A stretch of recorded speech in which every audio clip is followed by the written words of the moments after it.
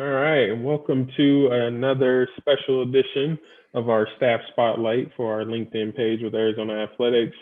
Today I'm joined by a very special guest, Mr. Reggie Geary, and we will let him introduce himself here shortly.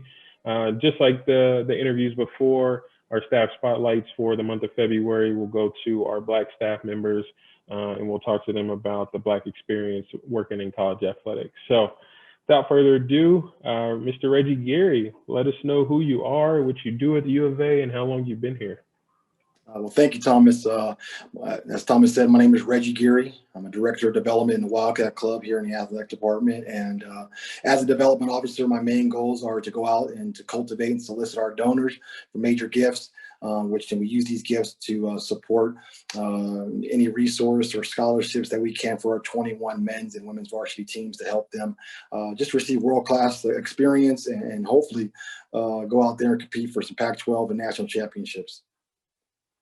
Absolutely, and you're great at what you do, and we appreciate you here. And so this is kind of like your second stint with Arizona Athletics. You used to be a student athlete, and so talk to us about your student athlete journey, which leads into your career, and where you are now, and everything that kind of took to get you to this point. All right, sounds good. I'm going to correct you a little bit, Thomas. This is my third time going around. I'll explain that a little bit more. But as Thomas said, I'm originally from Trenton, New Jersey, but grew up in Southern California. I attended Modern Day High School. I was a letter winner at the U of A in men's basketball in 1992 through 96. After my time here playing for Hall of Fame coach Lute Olson, I enjoyed a 9-year professional career. I was a second-round draft choice by the Cleveland Cavaliers, played with the San Antonio Spurs, Vancouver Grizzlies. I spent 6 years in Europe. After playing for 9 years, I went into professional coaching. I was a coach for 14 years, 2 years at the University of Arizona under Coach Olson, at SMU in Dallas, Texas. I was a head coach in NBA Development League, which is now the G League, for 2 years in Anaheim. And before taking this job at the U of A, I spent 6 years in Japan coaching the professional basketball league there. So 23 years old in professional sports. Once I decided to settle down here in Tucson with my family, we started looking into opportunities here at the U of A, and I was fortunate enough to land a job in the Wildcat Club, and I've been in this position now for 2 years. Awesome. Yeah, I completely forgot. This is your third time around. Yeah, I've been a player, a coach, and now I'm an administrator. Yeah, just the ultimate Wildcat is Reggie Geary, so we appreciate you.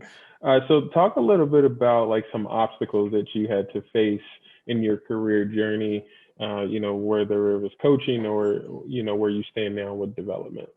Yeah, and thinking back on my career and on my life a little bit, I've been very fortunate and blessed with a lot of great opportunities. But, some of the things that frustrated me that I was seeing out there, a lot of it just had to do with, I consider myself to be a serious individual, someone who wants to be considered as being serious, and I just wasn't seeing those opportunities for a lot of African-American coaches. We're talking about kind of, my time in sports.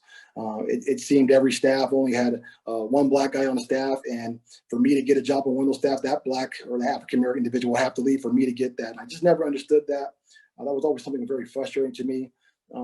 I didn't see that in other areas and when it came to sports. And so I knew that was something I was going to overcome. And so I didn't let it deter me. I just put my head down. I went out there and just tried to carve a career for myself and try to, have as good a career as I could have. And I was a coach of the year. I won championships. I have an impeccable resume, but that still wasn't at all times. And nothing's guaranteed I get that, but I just didn't see the opportunities out there for African Americans.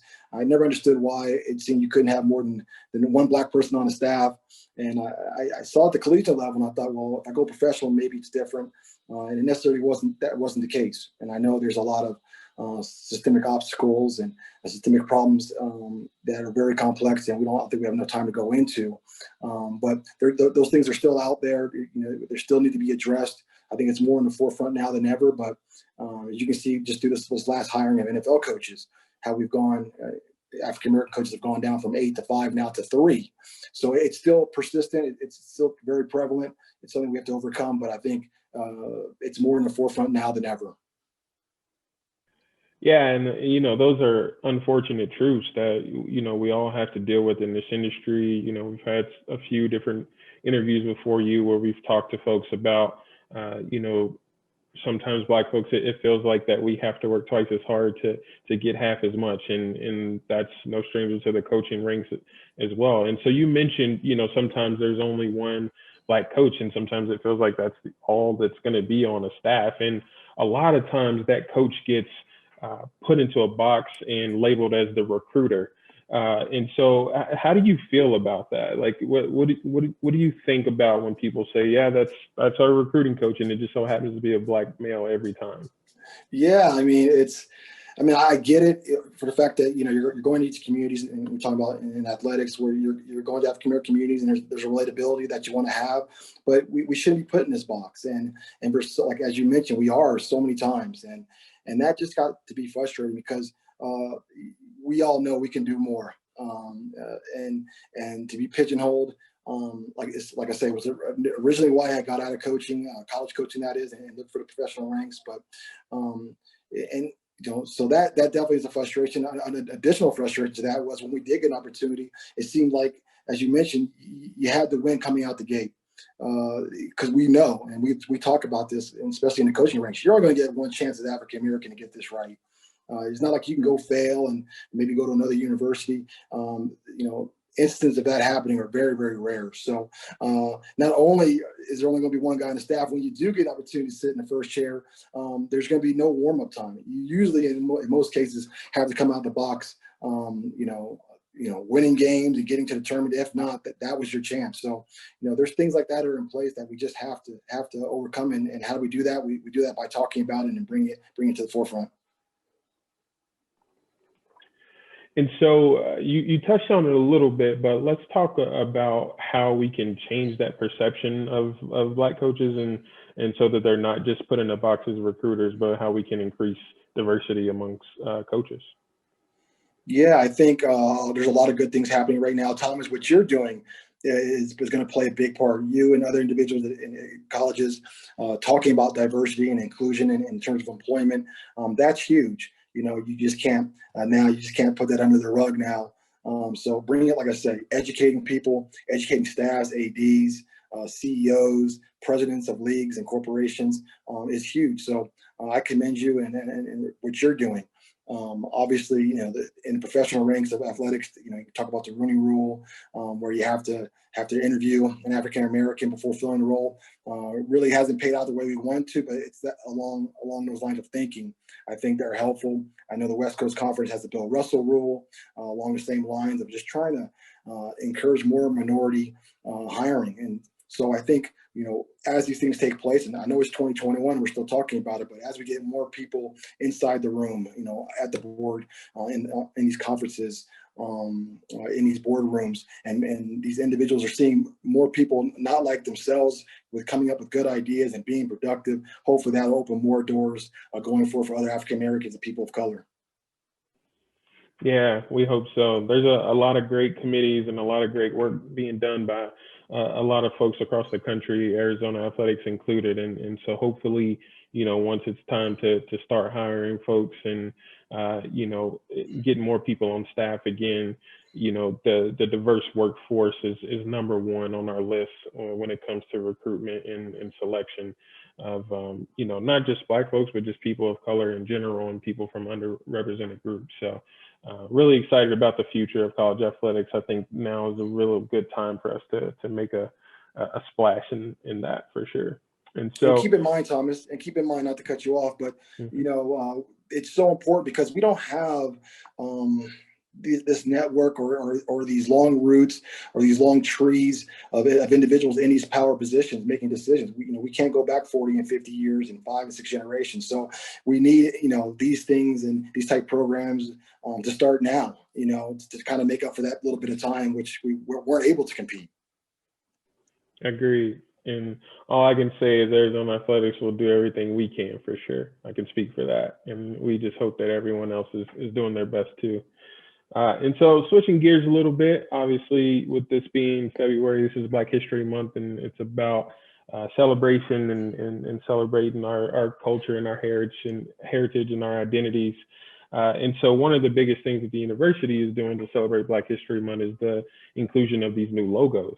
And you can see a little bit on your background, and you can see on my background the new African American logo that our school is using. And both of us played a part in the development of these logos. And so what I like to do on these interviews is just pick out one icon that I think aligns with the person that I'm talking to. And for you, I think the easy one is the basketball. You and I had a conversation about, what that should look like in the logo, and we won't go there, but just talk a little bit about, what that means to you to be represented in this logo and many different icons, but specifically the basketball one. Yeah, well, first of all, excellent job with the logo, man. It looks fantastic.